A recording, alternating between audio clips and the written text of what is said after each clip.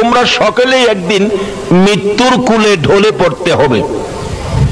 যদি জিগাই খোদা গো কোন মেডিসিন দিয়া বানাইলেন আমরা যে মৃত্যুর কুলে ঢলে পড়বো, তা আল্লাহ ওয়াজ করে বোঝাবে।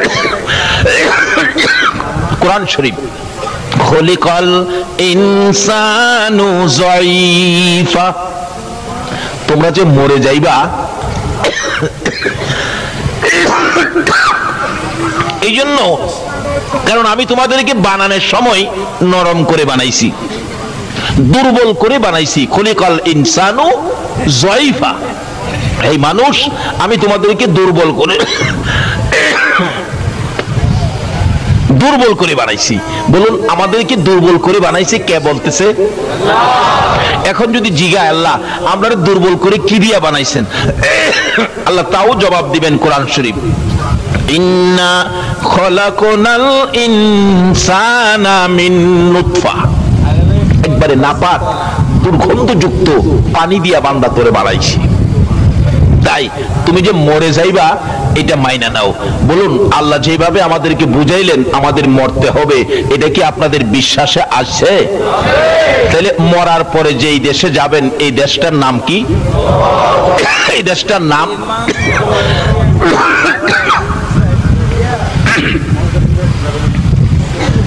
এখন আমাদের দেশের মানুষ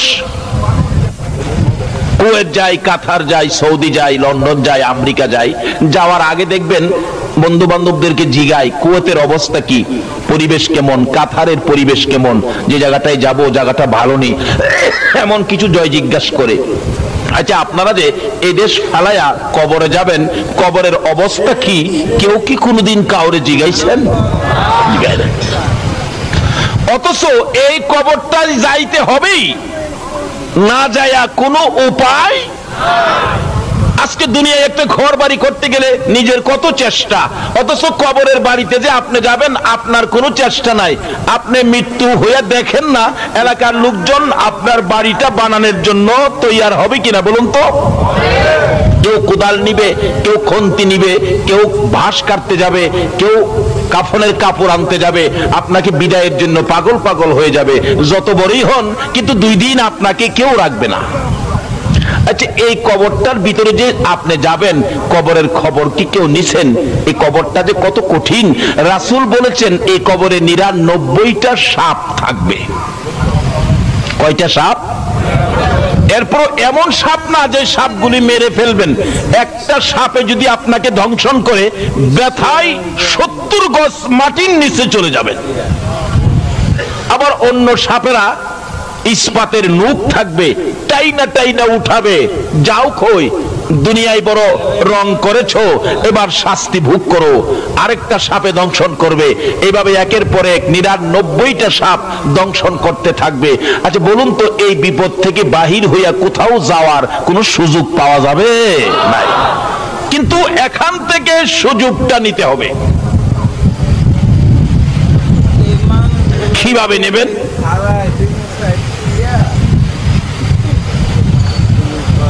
বাবারা এখান থেকে সুযোগ কিভাবে নেবেন এই কবরের চিন্তা আজকে থেকে করুন। মা খাদিজাতুল কুবরা রাদিয়াল্লাহু তাআলা আনহার জীবনী খুলুন। আমার নবীর প্রাণ প্রিয় বিবি, সুখে দুঃখের সঙ্গিনী, যেই খাদিজা জীবন জৈবন ধন সম্পদ সব নবীর কদম মুবারকে ঢেলে দিয়ে নবীর সহধর্মিনী সঙ্গিনী হয়েছিলেন, ওই খাদিজার জীবনী। খাদিজা যেদিন দুনিয়া থেকে বিদায় হয়ে যাবেন কবরের চিন্তা করেছিলেন খাদিজা। একটু চিন্তা করে কবরের অবস্থা দেখে, কবরে কেউ নাই, আমাকে কবরে রেখে সবাই চলে যাবে, কি প্রশ্ন হবে, কি জবাব দিব, এই চিন্তায় খাদিজা খুব কাঁদতেছিল। খাদিজা কাঁদতে কাঁদতে চোখের পানি দিয়ে বুক বসতেছে, পাগল পাগল হয়ে গেল। খাতুনে জান্নাত ফাতেমাতুজ জাহরা একেবারে ছোট মেয়ে, মার কান্না দেখে বারবার বলতেছেন, মা গো এইভাবেই কেন কান্দো? ও মা তুমি কেন কান্দো বলো? কোনো কথাই বলে না। দৌড়ায় নবীজির সামনে হাজির হয়ে গেলেন। আব্বা হ্যাঁ, মা কান্দে, কত কথাই বলি, কোনো কথাই মা জবাব দেয় না। একটু আসেন মাকে জিজ্ঞেস করেন আমার মা কেন কান্দে। মা খাদিজাতুল কুবরা রাদিয়াল্লাহু তাআলার খবর পাইয়া এবার আমার নবী খাদিজার সামনে হাজির হলেন। রে খাদিজা, কেন কান্দো? কি ব্যথা, কি দুঃখ বলো? হুজুর, অন্য কোনো দুঃখ নয়, আমি তো কবরের চিন্তায় আমি কাঁদতেছি। কবরে একা করে কেমনে থাকবো, প্রশ্ন কি হবে, কি জবাব দিব, সেই ভয়ে কান্দি। আমার নবী বলেন, খাদিজা রে, আমি রাসূল তোমার পক্ষে আছি, এত ভয়ের কারণ তোমার নাই। বলুন, রাসূল যদি কারো পক্ষে থাকে কোনো ভয় আছে কিনা? ও খাদিজা, আমি রাসূল যে তোমার পক্ষে, তোমার কিসের ভয়? খাদিজা বলে, হুজুর, দুনিয়ায় আপনি থাকবেন আমার পক্ষে, কবরে তো আপনি যাবেন না। রাসূল বলেন, খাদিজা, কবরে না গেলেও আমি উপর থেকেও ভিতরের কাজ চালাইতে পারি। আল্লাহু আকবার বলুন। বলুন, নবী উপর থেকেও ভিতরের কাজ চালাইতে পারে কিনা?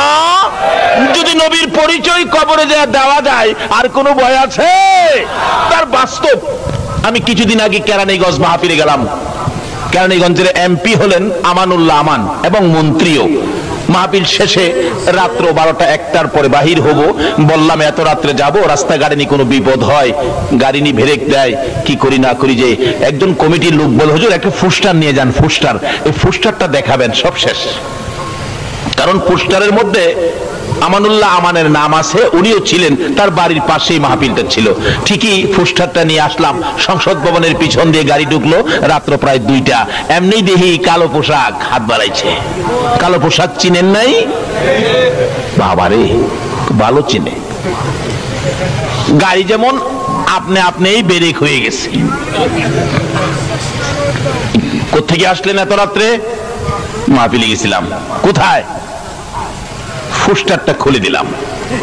পোস্টার দেখেই অফিসার পড়তেছে, প্রধান অতিথি আমানুল্লাহ আমান, ডালিকান্দি। ও আমানুল্লাহ আমান সাহেবের বাড়ির কাছে গেছিলেন নাকি? হ্যাঁ, উনিও ছিলেন। আমি হ্যাঁ, উনিও ছিলেন। আমানুল্লাহ আমান সাহেবের বাড়ি উনি ছিলেন না? ঠিক আছে, ঠিক আছে, যান যান যান যান। একজন এমপি, তার নাম থাকাতে রাত্রে বিপদের মধ্যে তার নাম দেখে যান যান যান, তার পরিচয়ের উপরে আমাকে যান যান, আর কোনো জিজ্ঞাসা নাই, আর কোনো কিছুই নাই, যান যান যান। আচ্ছা বলুন তো, আজকে আছে কালকে নাও থাকতে পারে, যার উসিলায় কুল কায়নাত, যার জন্য এত কিছু করেছেন, যার প্রেমে আমার আল্লাহ পাগল হয়েছেন, যার উপর আমার আল্লাহ নিজে দুরূদ সালাম প্রেরণ করতেছেন, ওই নবীর পরিচয় কবর দিতে পারলে বলুন কোনো বিপদ থাকবে?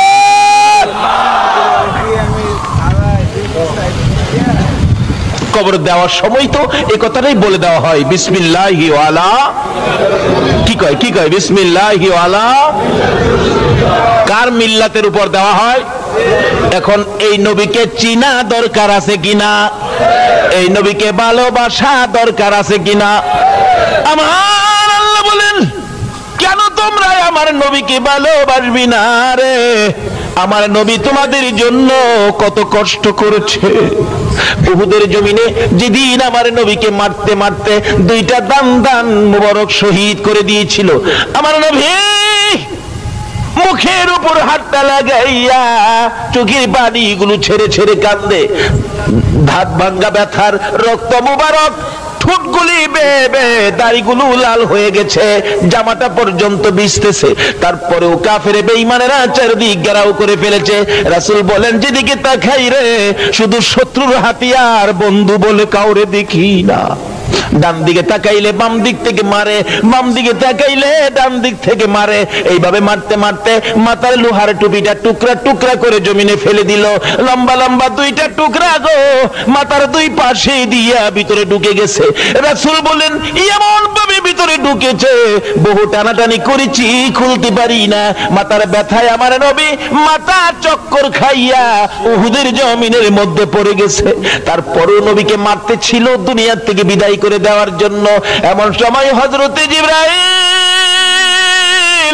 এইভাবে 2টা হাত বাড়াইয়া আমার নবীরে কুলে উঠাইয়া টান দিয়া সরাইয়া নিয়ে আসছে। উহুদ পাহাড়ের মাঝামাঝি, নিচ থেকে দেখা যায় না এমন একটা জায়গায়, নিজের চোখে দেখে আসছে, আল্লাহ দেখাইছে, নিচ থেকে দেখা যায় না এমন একটা জায়গায় আমার নবীকে জিবরাইল কোলে লইয়া ওই জায়গাটায় নিয়ে গেছে। জিবরাইল বলেন, নবীকে কোলে রাখাই আমি ডাকতেছিলাম, রে উহুদের পাথর, ও উহুদের পাহাড় দেখ, যেই নবী না হইলে কিছুই হতো না, তোরাও হতে না, আমিও হতাম না। এই নবীকে মারতে মারতে বেহুশ করেছে, একটু বিছানার ব্যবস্থা করে দে, আল্লাহর বন্ধুকে শোয়াইয়া রাখি। জিবরাইল বলেন, এই বলে ডাক দেওয়ার সঙ্গে সঙ্গে দেখি লম্বা একটা পাথর ফাইটা তোলার মতো নরম বিছানা হইয়া যায়। আজকে পাথর হইয়া আমার নবীরে চিনে রে, উম্মত হইয়া নবী চিনলাম না। জিবরাইল বলেন, আশ্চর্য হয়ে গেলাম, পাথর এত সুন্দর বিছানা কিভাবে হলো? এবারে জিবরাইল ওই বিছানার মধ্যে আমার নবীকে শোয়াইয়া দিলেন। এখনো নবীর জ্ঞান ফিরতেছে না। দয়ারে নবী মায়ারে নবীর দিকে তাকাইয়া জিবরাইল ডাকতেছে, ইয়া রাসূলুল্লাহ, জ্ঞান বুঝি এখনো ফিরে নাই, ব্যথা বুঝি বেশি। একটু পরে নবীজির চোখ দুইটা খুলছে, চোখের পানি জর্জর করে ছেড়ে দিছে। জিবরাইলের দিকে তাকাইয়া জিবরাইল বলেন, ইয়া রাসূলুল্লাহ, জানতে চাই গো আল্লাহর বন্ধু, দান দুইটা শহীদ হয়ে গেছে, দাঁত ভাঙ্গা ব্যথা কেমন লাগে গো? বলুন না, আমি জিবরাইলের কাছে বলুন না। আমার নবী জিবরাইলের দিকে তাকাইয়া কান্দে। আমার নবীর দিকে তাকাইয়া জিবরাইল বলেন, হুজুর মাথা ভাঙ্গা গো, এই মাথা ভাঙ্গার ব্যথা কেমন লাগে আমি জিবরাইলের কাছে বলুন না।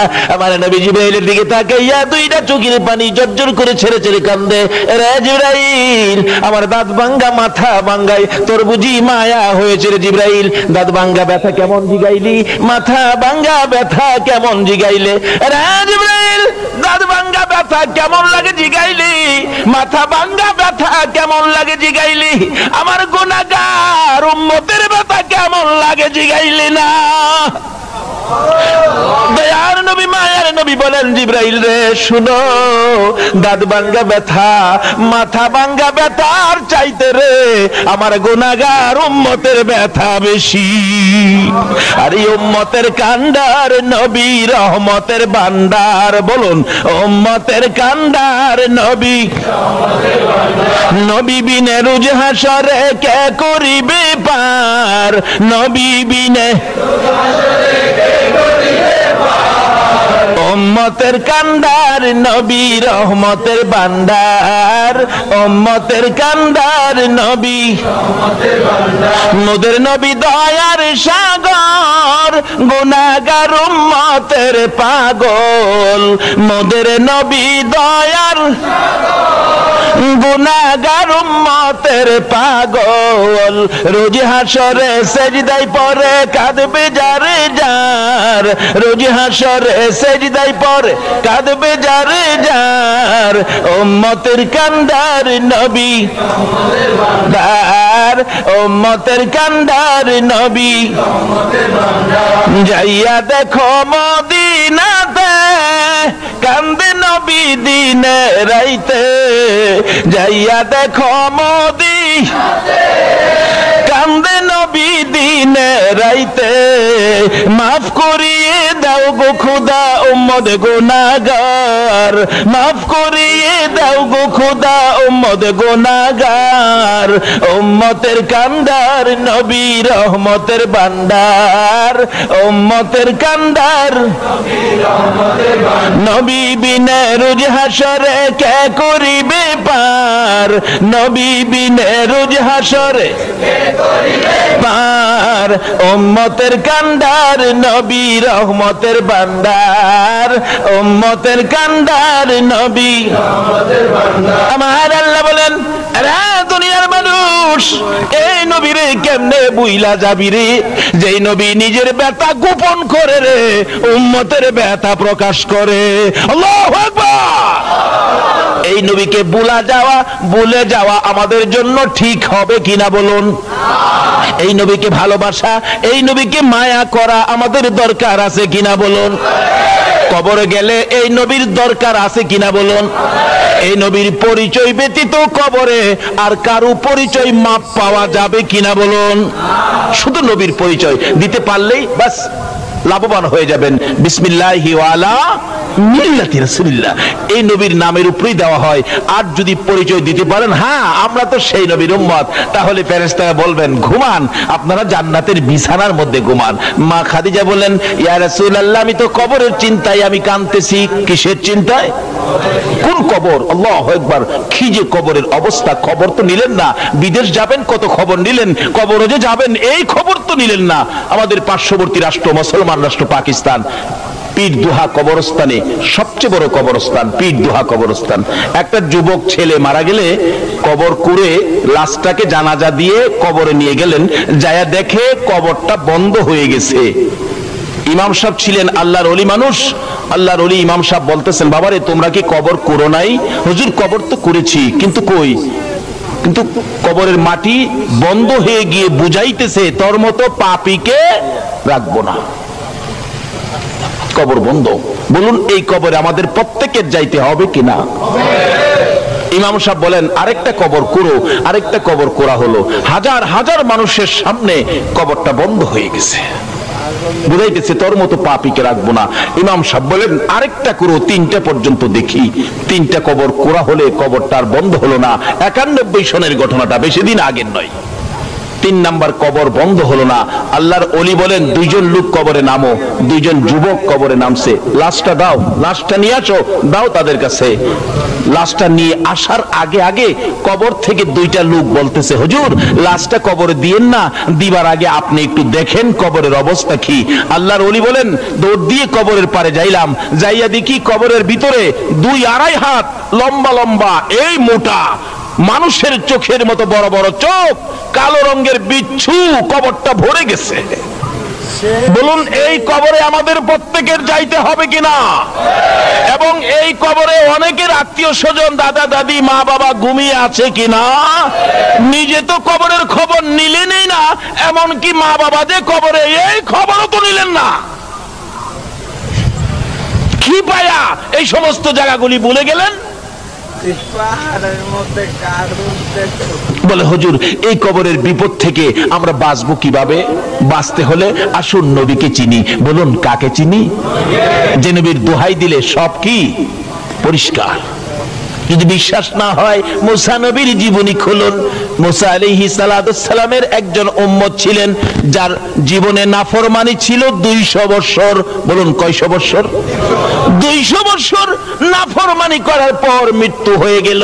এলাকার লোকজন বলেন এত বড় নাফরমানকে দাফন করব না, গলায় রশি লাগাইয়া শেষরাইয়া ময়লার মধ্যে, ময়লার আবর্জনার মধ্যে ফেলে দিলেন। একদিন চলে গেল, কিছু হয় না। 2 দিন চলে গেল, কিছু হয় না। 3 দিন পার হয়ে গেল। আমার আল্লাহটাকে মুসা রে, ওই ময়লা আবর্জনার মধ্যে আমার একজন বন্ধু বসে আছে, আমার বন্ধুটাকে আইনা কাফন দাফন করো, আমার বন্ধু ময়লার মধ্যে পড়ে আছে। মুসা নবী বলেন প্রভু গো আপনার বন্ধু ময়লার উপরে, কোন জায়গায়? ঠিকানা দিলেন। না না না, এত নাফরমান, 200 বছর পর্যন্ত নাফরমানি করছে। যার জীবনে ভালো কোনো কাজ করে না, খারাপ কোনো কাজ পাইলে ছাড়ে না, সেই ব্যক্তি। আল্লাহ বলেন ও মুসা শুনো, তোমরা দেখেছো 200 বছর নাফরমানি করেছে, আর গভীর রাত্রে আমার ওই বন্ধু একটা কাজ করেছে রে, এই কাজটা দুনিয়ার কেউ দেখে নাই, আমি আল্লাহ দেখছি। বলেন কি কি কাজ? মুসা তোমাকে যে তাওরাত কিতাব দিয়েছি, দিয়েছো, ওই কিতাবটা রাত্রে যখন ঘুমের ঘরে ঘুমাইতে যায়, ওই নাফরমান যুবকটা ঘুমাইবার আগে, বিছানায় শুইবার আগে রে তাওরাত কিতাবটা টান দিয়ে নামাইয়া পৃষ্ঠা পৃষ্ঠা করে উল্টাই, একটা একটা পৃষ্ঠা চেক করে যত জায়গায় আমার হাবিবের নাম পাইছে রে মুসা, আমি দেখেছি শ্রদ্ধা ভরে ভালোবাসার সহিত আমার বন্ধুর নামের মধ্যে চুমা খাইছে রে মুসা।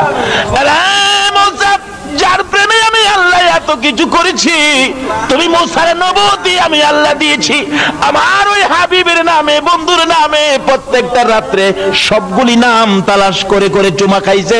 জীবনে কোনোদিন আমার বন্ধুর নামে চুমা না খাইয়া যুবকটা ঘুমায় নাই। তাই আমি আল্লাহ তারা 200 বছরের নাফরমানি একদিকে নিয়েছি, আর আমার বন্ধুর নামের চুমা টুকুন আরেক দিকে নিয়েছি। আমি আল্লাহ চেয়ে চেয়ে দেখি রে নাফরমানির চাইতে আমার বন্ধুর নামের চুমা দিয়ে আমি আল্লাহর কাছে বড় ভালো লাগে। রে মুসা, আমার বন্ধুর নামের চুমার খাতিরে আমি তার 200 বছরের নাফরমানি ক্ষমা করে দিয়েছি। যে নবীর নামের ভালোবাসার চুমাই মুসা নবীর উম্মত 200 বছরের নাফরমানি করে আমার নবীর নামের চুমা দিয়ে ক্ষমা পেয়ে যায়, এই নবীর ভালোবাসায় কিছু করলে বলুন আমরা ক্ষমা পাইব কিনা?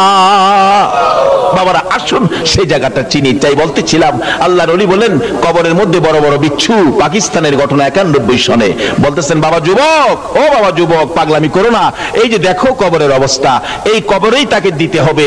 লাশটা কবরে নামায়া দিলে বিচ্ছুগুলো কাফনের কাপড়ের উপর দিয়েই কামড়ে এমন জোরে কামড় দেয় হাড্ডিগুলো টাইনা টাইনা খুলতেছে, কিন্তু কেউ কিছু করার সুযোগ নাই। আল্লাহর ওলি বলেন তাড়াতাড়ি করে তোমরা মাটি দিয়ে দাও। বাবারে যেই কবরে বিচ্ছু হাড্ডি খুলবে এই কবরে আমাদের প্রত্যেকের যাইতে হবে কিনা বলুন তো? মা খাদিজা বলেন ইয়া রাসূলুল্লাহ এই কবরে যেতে আমার ভয় করে। নবীর আদরের বিবি হইয়া সকল মুমিনের মা হইয়া রে কবরে যাইতে ভয় করে রে। আমরা তো জীবনে কোনোদিন কবরের চিন্তা করলাম না। মা খাদিজা বল হুজুর আমি কবরের চিন্তায় কান্দি, কবরে কিভাবে মুলকিন নকিরের সওয়ালের জবাব দিব, কবরে কিভাবে একা থাকবো, কবরে কেমনে এই ভয়ে আমি কাঁদতেছি। রাসূল বলেন খাদিজা কাঁদো না, আমি রাসূল তোমার পক্ষে আছি। খাদিজা বলেন ইয়া রাসূলুল্লাহ খালি পক্ষে থাকলে হবে না, আমার সাথে 3টা কথা ওয়াদা দেন, তাহলে আমি কান্দা থামাবো। কি কথা? 1 নম্বরে হলো আপনার একটা পাঞ্জাবি মুবারক দিয়ে আমার কাফন পরাবেন। নবীজির পাঞ্জাবি দিয়ে কাফন পরাইলে বলুন তার দাম বাড়বে না কমবে? নবীর পাঞ্জাবির পাওয়ার আছে না? দুনিয়াতেই তো দেখেন কালা পোশাকের পাওয়ার আছে না? কালা পোশাক, অথচ তারা আমাদের ছেলে, আমাদের ভাতিজা, আমাদের ভাই, কিন্তু এরপরও পোশাক লাগাইয়া 10-20 জন একসাথে যখন বাইরে হয় একবার চায় আর দ্বিতীয়বার চায় না, মাথা নিচে দেলা। চিনছেন তো কার কথা কইতেছি? অথচ আমাদেরই ভাই তারা, আমাদেরই ভাতিজা, আমাদেরই ছেলে, কিন্তু কালা পোশাকে এদের পাওয়ার বাড়াইছে না কমাইছে? খাদিজা বলছে নবী গো আপনার একটা জামা আমার গায়ে লাগাবেন।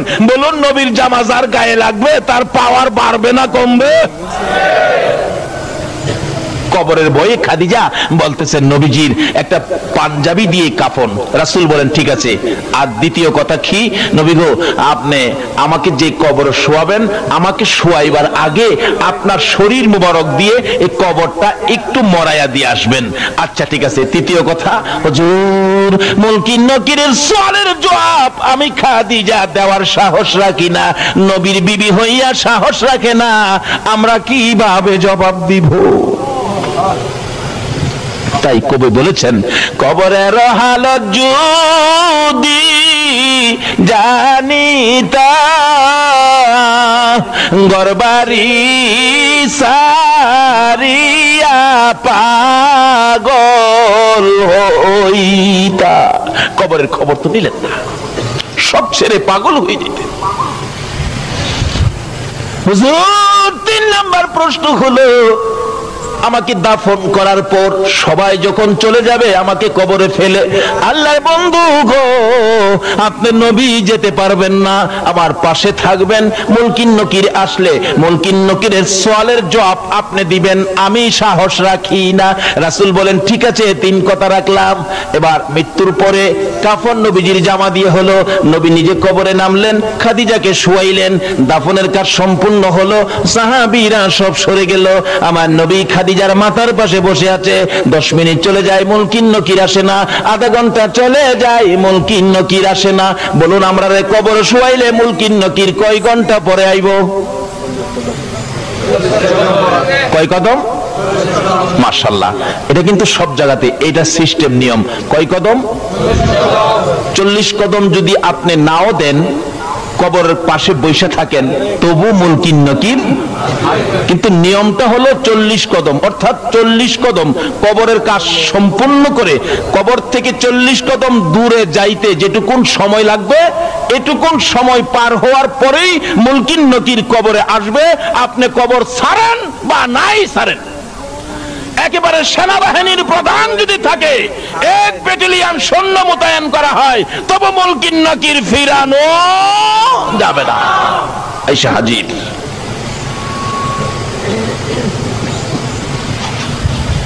হাজির হয়ে গেছে। 40 কদম দূরে যাওয়ার সময়টুকুন থাক পার হবে, এরপরে কবরে মুলকিন নকির আসবে। কিন্তু আধা ঘন্টা পার হয়ে গেল, রাসূল তো বসা, আসতেছে না। ব্যাপারটা কি? রাসূল তো ভাবতেছেন কি ব্যাপার, এখনো আসতেছে না। আমার আল্লাহ কয়, জিবরাইল রে, যারে যা আমার বন্ধুর কাছে যা, খবর দিয়া সবাই হাজির হয়ে গেলেন। ইয়া রাসূলুল্লাহ, আল্লাহর সালাম গ্রহণ করুন। আমি জিবরাইলের সালাম গ্রহণ করুন। কি খবর রে জিবরাইল, মুলকিন নকির কোথায়? হুজুর, মুলকিন নকির আসবে না গো, খাদিজার খবরে মুলকিন নকির আসবে না। জিবরাইল, কেন আসবে না? সিস্টেম হলো, বিধান হলো, মুলকিন নকির সকলের কবরে আসবে, খাদিজার কবরে কেন আসবে না?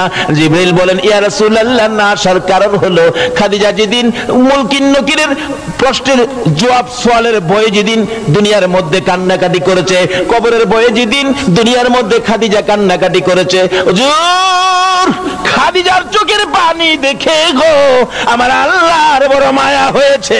আমার আল্লাহ বলেছে, রে জিবরাইল, আমার বন্ধুর কাছে যা রে, খবর পৌঁছে দিয়ায় খাদিজার মুলকিন নকিরের প্রশ্নের জবাব আমার বন্ধুর দিতে হবে না, আমার বন্ধুর দিতে হবে না, কষ্ট করতে হবে না। খাদিজা যেদিন কবরের ভয়ে চোখের পানি ছেড়ে ছেড়ে কাঁদছিল, খাদিজার চোখের পানি দেখে রে আমি আল্লাহর বড় মায়া হয়েছে রে মুলকিন নকিরের সওয়ালের জবাব দেওয়ার জন্য। আর আমার বন্ধুর কষ্ট করতে হবে না, আমার বন্ধুর কানে খবর দে, খাদিজার কবরের মুলকিন নকিরের সওয়ালের জবাব আমি আল্লাহ নিজেই আদায় করে দিয়েছি। কখন দিয়েছে? যখন এই বয়ে কাঁদছিল। বলুন, কবরের বয়ে কাঁদছেন এমন কেউ বলতে পারবেন? পারবেন না। তাই কবি বলেছেন, কবরেরও হালত যদি জানিতা, ঘর বাড়ি সারিয়া পাগল হয়ে যাইতা। সেই কবরের খবর নিলাম না। এই কবরের বিপদ থেকে বাঁচতে গেলে আখিরি নবীর উম্মত হন। তার সাথে সাথে আরেকটা ব্যাপার আছে। সেই ব্যাপার কি? আমার নবী একদিন সাহাবীদেরকে নিয়ে রাস্তা দিয়ে চলছেন, হঠাৎ নবীজি দেখে একটা কবরের ভিতরে আযাব। বলুন, কবরের আযাব আমার নবী দেখে কিনা? রাসূল বলেন, সাহাবীরা তোমরা হাত বাড়াও, দোয়া করি আমার উম্মতের কবরে আযাব। হাত বাড়ালে, আল্লাহ আমার উম্মতের কবরের আযাব বন্ধ করে দাও। জিবরাইল, এক হুজুর, আপনি দোয়া করলেও আযাব বন্ধ হবে না। কই কি? রাসূলের দোয়ায় আযাব বন্ধ হবে না? কেন বন্ধ হবে না হুজুর? বন্ধ হবে না কেন রে জিবরাইল? আমি তো আমার সাহাবীদেরকে নিয়ে দোয়া করতেছি। জিবরাইল বলে, হুজুর শুধু সাহাবী কেন, 1,24,000 পয়গাম্বর সহ যদি দোয়া করেন আপনি সকল পয়গাম্বরের নেতা হইয়া, তারপরও আজকে দোয়া কবুল হবে না। রে জিবরাইল, কেন কবুল হবে না? হুজুর আপনার এই উম্মত তার মায়ের কলিজায় আগুন দিয়া কবরে শুইছে, যতক্ষণ পর্যন্ত তার মা তাকে ক্ষমা না দিবে গো, ততক্ষণ পর্যন্ত রাসূলের দোয়াও কবুল হবে না। আরে মা বাবার কথা মতো যে জন চলে না, বলুন, মা বাবার কথা মতো যে জন চলে না, আল্লাহ নবীজির দয়া তার পাবি না। আইরে আল্লাহ নবীজির মা বাবাকে দুঃখ দিলে নামাজ রোজা যাইবি ফলে, মা বাবাকে দুঃখ দিলে নামাজ রোজা যাইবি ফলে, মার কলিজায় আঘাত দিলে খোদা সহে না, মার কলিজায় আঘাত দিলে খোদা সহে না, আল্লাহ নবীজির দয়া তার পাবি না। আইরে আল্লাহ নবীজির মা বাবা অতি আপন, মা বাবার করো যতন, মা বাবা অতি আপন, মা বাবার করো যতন, তিন কথার সাথী পায়া বুইলা যায় না, তিন কথার সাথী পায়া বুইলা যায় না, আল্লাহ নবীজির দয়া তারা পাবি না। আইরে আল্লাহ নবীজির। আমার নবী বলেন, জিবরাইল তার কবরের আযাব আমি যে সইতে পারি না। জিবরাইল বলেন, ইয়া রাসূলুল্লাহ, যতক্ষণ পর্যন্ত তার মা জীবিত আছে, তার মা তাকে ক্ষমা না দিবে, ততক্ষণ পর্যন্ত আপনার দোয়ায়ও সে মাপ পাবে না। কত বড় কথা! রাসূল দোয়া করেন, কবুল হয় না। কাকে কষ্ট দেওয়ার কারণে? বুঝেছেন? কাকে কষ্ট দেওয়ার কারণে? কারণ মা, কোন মা চিনছেননি? রাত্র 2টাই হোক 2:30টাই হোক, সন্তান বাড়িতে না আসা পর্যন্ত বলুন তো বুড়িশ্বরের কার ঘরের দরজাটা খোলা আছে? কয়েকজনে কইছে। সন্তান বাড়িতে আসলো না, এই বুড়িশ্বরের একজন সন্তান বাড়িতে আসলো না, 2টায় বাইজা গেছে রাত্র, সারা বুড়িশ্বরের ঘরে ঘরে দরজা বন্ধ, একটা ঘরের দরজা বন্ধ হলো না। বলুন তো এই ঘরটা কার ঘরটা? আরো যদি কোন মা। কোন মা? যেই মার পেটে 10 মাস 10 দিন ছিলাম। এরকম রাত্রে আমরা সকলেই একদিন মায়ের পেটে ছিলাম কিনা? এই রাত্রে মা আপনাকে আমাকে পেটে নিয়ে ঘুমাইতো, কিন্তু আমরা মাকে ঘুমাইতে দেই নাই। একটা লাথি মারছি, মা চট করে ঘুম থেকে উঠছে। আর একটা লাথি মারছি, মা জিহ্বা কামড়ায়া সহ্য করেছে। অথচ পাশে বাবা শুয়েছিল, বাবাকেও ডাক দেয় নাই। আর একটা লাথি মারছি রে, মা দুঃখিনী ওইটা দাঁড়াইয়া গেছে। দাঁড়াইয়া থাকতে থাকতে তোমার আমার মা কত রাত্র যে ফজরের আজান পড়ে গেছে, মা মন ভরে ঘুমাইতে পারে না। এই মারে যদি কষ্ট দাও গো, রাসূলের দোয়াও কবুল হবে না। তারপরেও জীবনে কত মা তোমার আমার মতো একটা সন্তানের মুখ দেখার আশায় কত মা যে দুনিয়া থেকে বিদায়ী হয়েছে, হয় নাই? ডেলিভারিতে অনেক মহিলা মারা যায় নাই?